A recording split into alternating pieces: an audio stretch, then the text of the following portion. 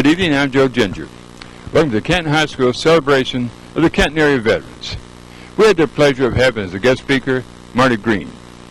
Marty is a Brigadier General and a Canton High School alumni. Don Bucas, Harry Steck, and Canton High School Principal Jay Valencia and others helped make this program possible. I hope you enjoyed the program. Thank you.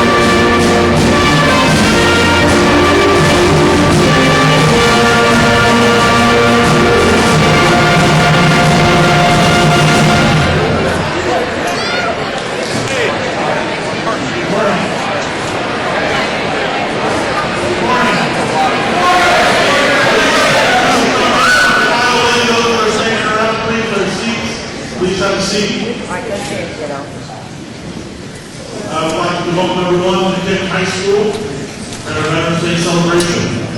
Please stand for the presentation of the colors by our American Legion.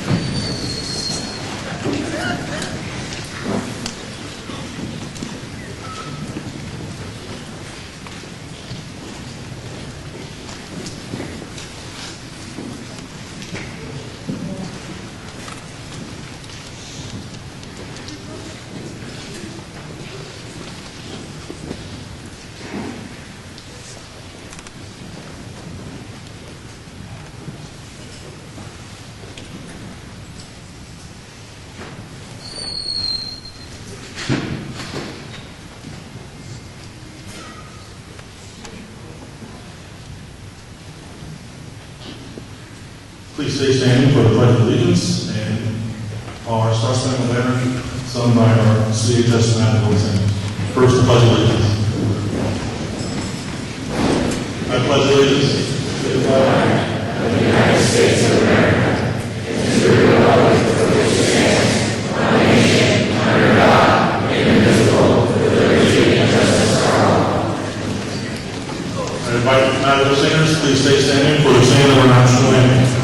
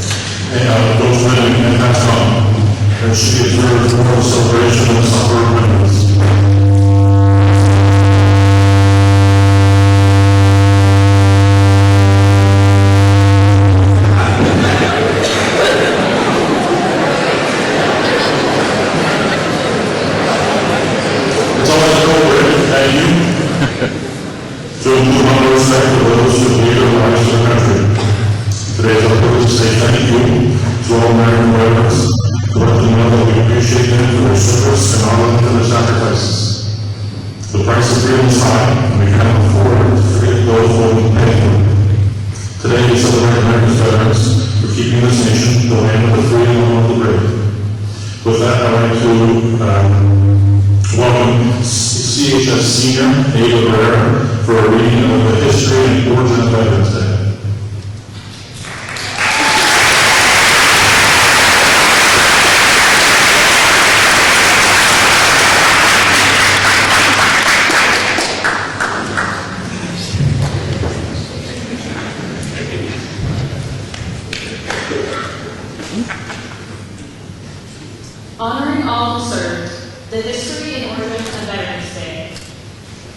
In 1918, on the 11th hour of the 11th day of the 11th month, the world rejoiced and celebrated. After 4 years of bitter war, an armistice was signed. The war to end all wars was over. November 11, 1919 was set aside as Armistice Day in the United States to remember the sacrifices that men and women made during World War I to ensure lasting peace. On Armistice Day, soldiers who survived the war marched in a parade through their hometowns. Politicians and veteran officers gave speeches and held ceremonies of thanks for the peace they won. Congress voted Armistice Day a federal holiday in 1938, 20 years after the war ended. But Americans realized that the previous war would not be the last one. World War II began the following year, and nations great and small again participated in a bloody struggle. After the Second World War, Armistice Day continued to be observed on November 11th.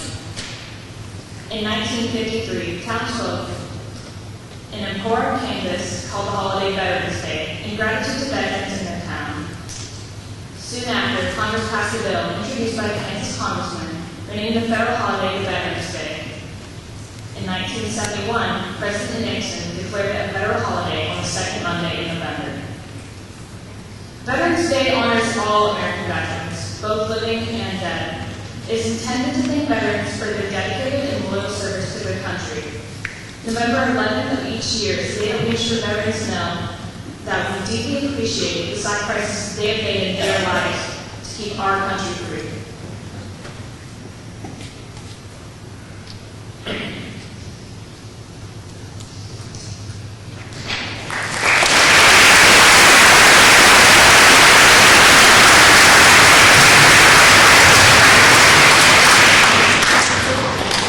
And now we're reading from the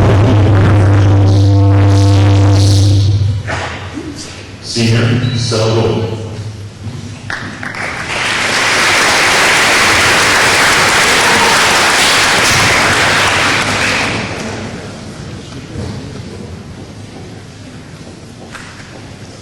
On Veterans Day, we honor all who answered to a service call. Soldiers young and soldiers old fought for freedom, brave and bold. Some have lied while others died, and all of them deserve our pride. We're proud of all the soldiers who kept thinking of red, white, and blue. They fought for us and all our rights. They fought for many days and nights. And though we may not know each name, we thank all veterans the same.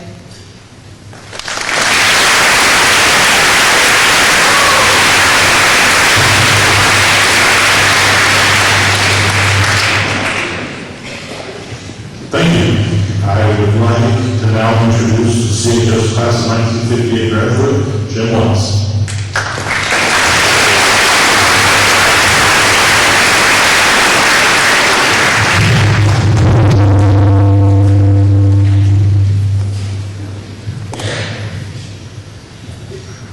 Those who have served and those currently serving in the uniformed services of the United States are ever mindful that the sweetness of enduring peace has always been tainted by the bitterness of personal sacrifice.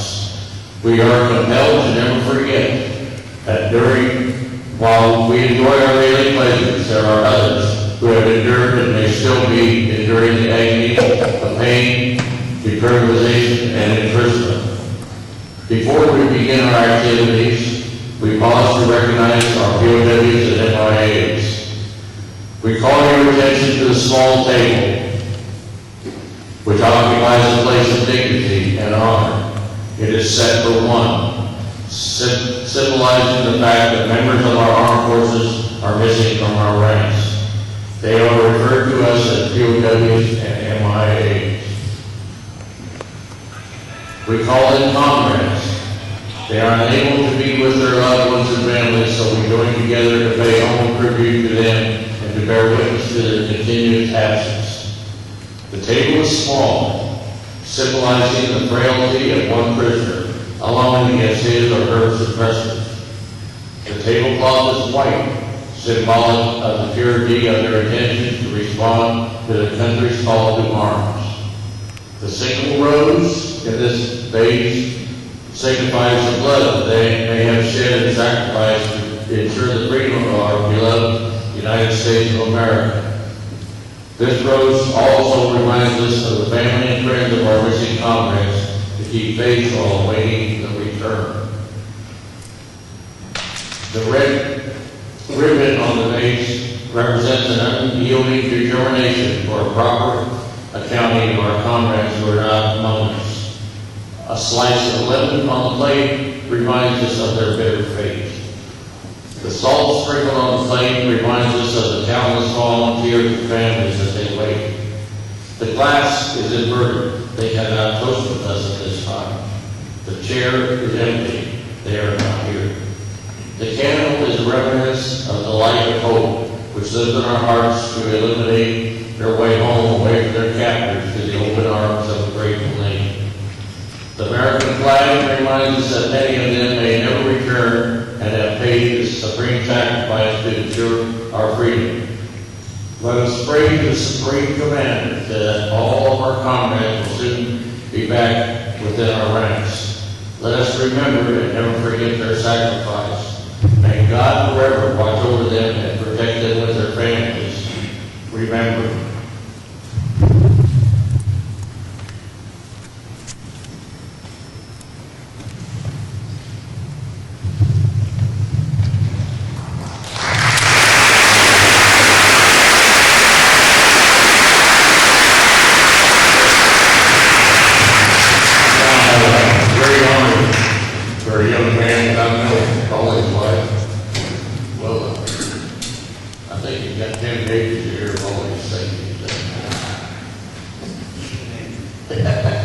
Brigadier General Marty Green, Air National Guard Assistant in the General Council National Guard Bureau. He was a 1983 graduate of Canton High School, 1986 selected to serve the fellowship of the Office of Vice President, 1987 graduated Western Illinois University, 1997 graduated St. Louis University School of Law. Served as assistant to the Illinois government, Governor Tim Anker, and was the Executive Assistant Attorney General for the state of Illinois. Currently serves as Senior Vice President and Legislative Counsel for the Illinois CPA Society. He resides in Springfield with his wife and his two kids, Kennedy and Elliot. And introduce Brigadier General Marty Green.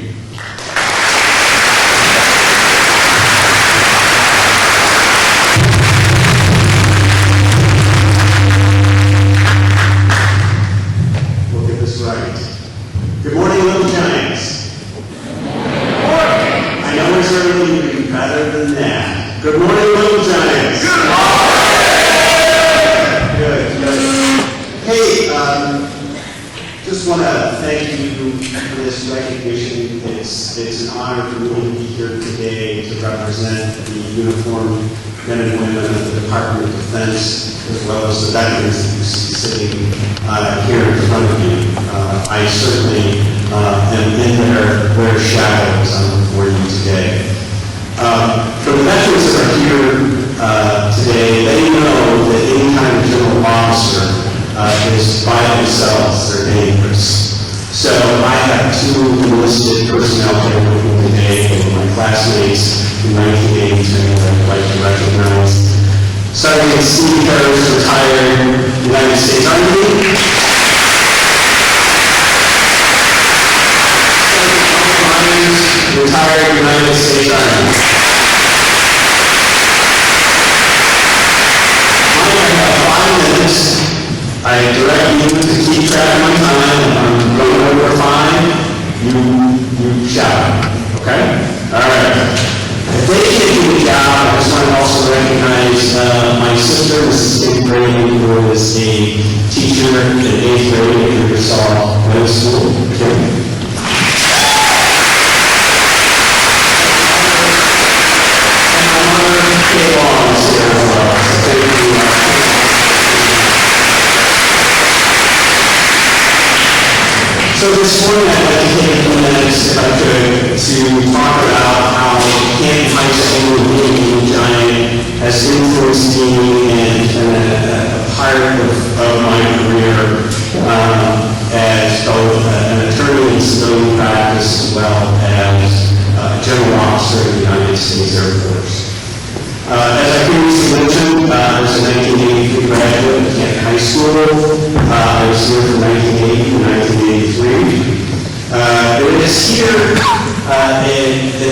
school that I received my educational foundation to expand upon. And as Jim Mr. Watts indicated, that education served me well to build upon when I was a student for undergrad at Western Illinois University, at St. Louis University Law School, and through my professional military education in the United States Air Force. The second attribute that helped me develop over time was the extracurricular activities that I was involved in. That involvement taught me leadership skills and how to work with people and how to be on a team. The third attribute was our athletic coaches, the football coaches primarily. They taught me the importance of teamwork as well as physical fitness and the importance of being physically fit as well as mentally fit. Fourth, the outstanding teachers that I have here. I don't believe that any are still here due to my age. They've all retired, but I have some really good teachers that care about their students. They taught their respective subjects, and they helped each of their students develop to their fullest potential. And they encouraged me to seek out new endeavors that maybe I would not have done. They pushed me to get beyond my comfort zone.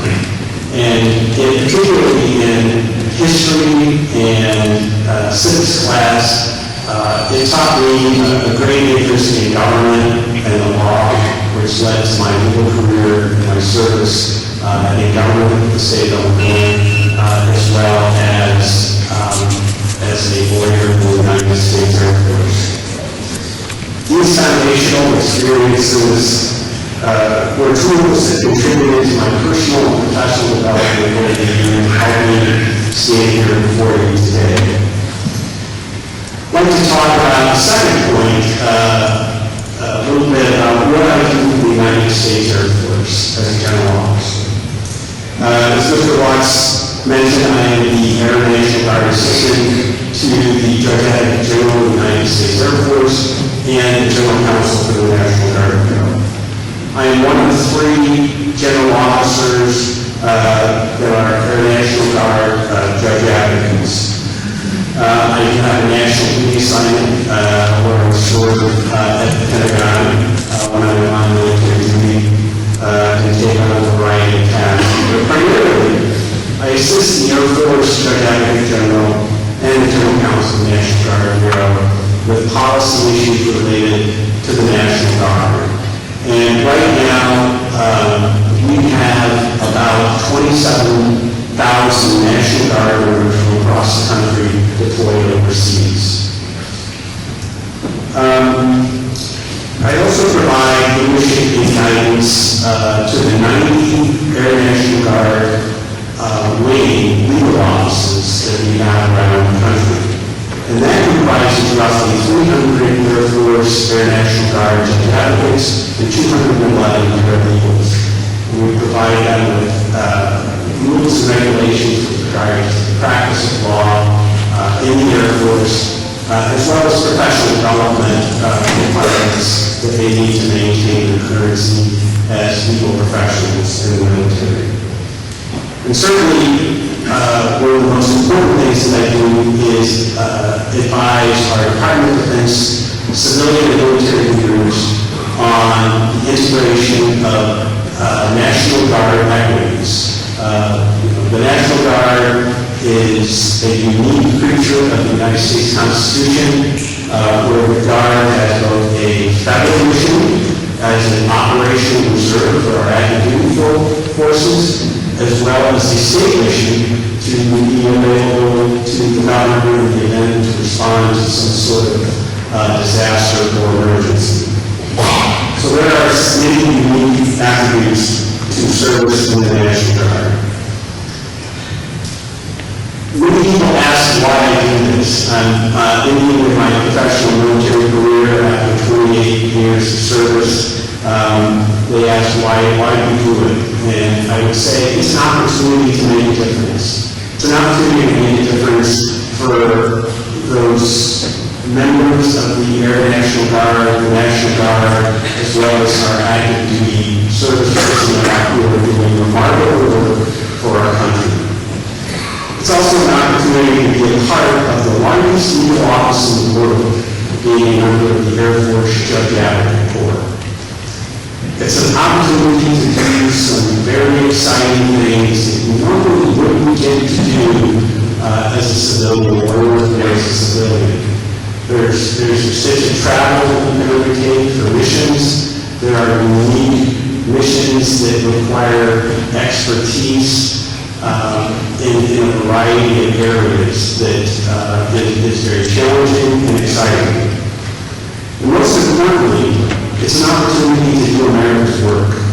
And, you know, these veterans sitting before us today have served our country nobly, and they have served in combat areas or remote areas. And it is what makes America great, is their service in maintaining the standards that we all appreciate as Americans. I would say that if you're interested in serving the country, it's a great opportunity to contribute and to experience the world. And I would just say that you have to look no further than down the road in Peoria, Illinois, with the 182nd Airlift Wing, which is part of the Illinois Air National Guard. They fly C-130 aircraft. That's a heavy cargo plane that provides tactical airlift to our combat areas. And I would say that those planes are always performing missions around the world, doing good things with humanitarian missions as well as supporting our combat troops. And actually we have 3 representatives from the 182nd here today. I'm going to ask you to stand, please. I want to ask you to stand up.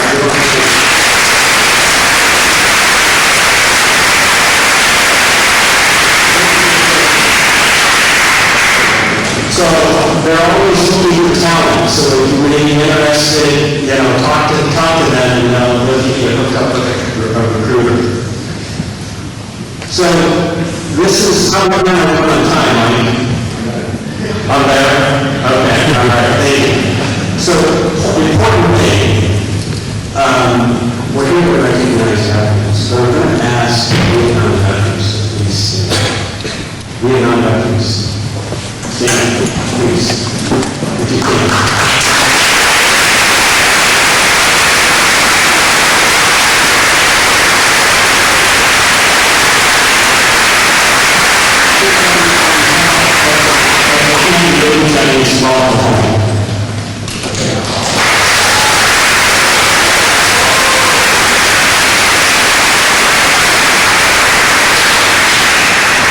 So I'm going to conclude my remarks because Mike says that I'm over my time. I just want to thank you for this very gracious ceremony, this very gracious event to recognize these great men that are sitting in front of you. So thank you.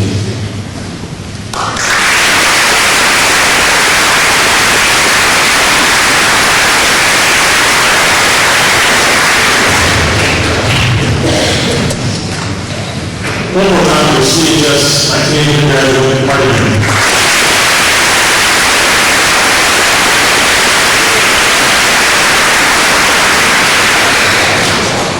Now, I've got a band play, a presentation of the branches by CHS Background, Stephanie Reese, and CHS Band.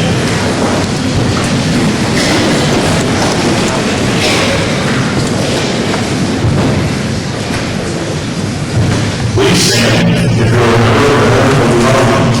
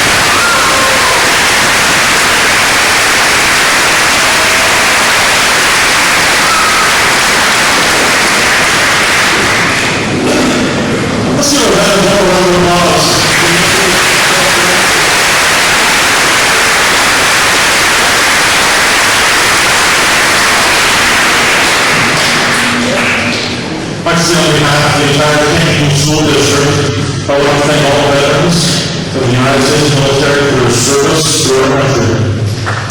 Your sacrifices and commitment to our freedom have helped make this country great and will keep it out.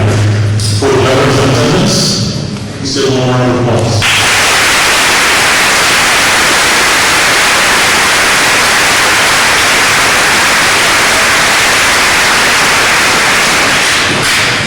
Thank you and sharing your celebration with us. We truly appreciate it. To close our presentation, our school test matter